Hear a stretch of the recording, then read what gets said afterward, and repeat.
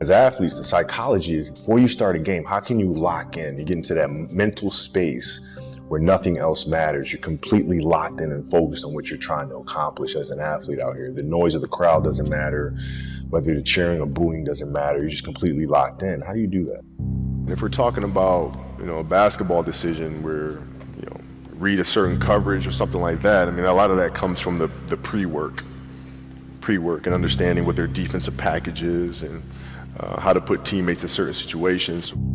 For example, if you look at players nowadays that are charged with taking game-winning shots, making game-winning decisions, and you look at the play and then you look at it and say, okay, well, that shooter was there, the double team came, and the player couldn't do anything but pass the ball, right? Well, that's because they didn't do the pre-work. So when you do the pre-work, you understand, okay, this team in this situation likes to run a double team from this particular angle.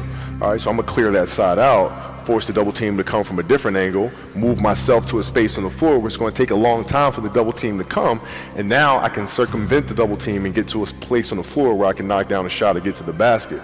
So it's all that pre-work. Well, I mean, here's why practice was important to me. Not from just the standpoint that I enjoyed playing. Like, I enjoyed being there. I enjoyed getting better. But as a leader of a team, it's also your responsibility to elevate the rest of the guys. And what people tend to get stuck on a lot is saying, okay, the way to make players better is to pass them the ball when they're open. That's a very trivial way to look at things. What you have to do is you have to get them emotionally to want to be better.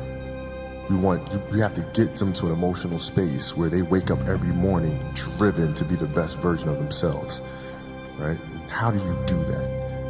And in practice, for me, it was a chance to drive them, to challenge them, right? And this is where you have to know your teammates, because if it's late, we just had a back-to-back and we had practice the next day and you show up, guys don't feel like going through the motions, don't feel like practicing.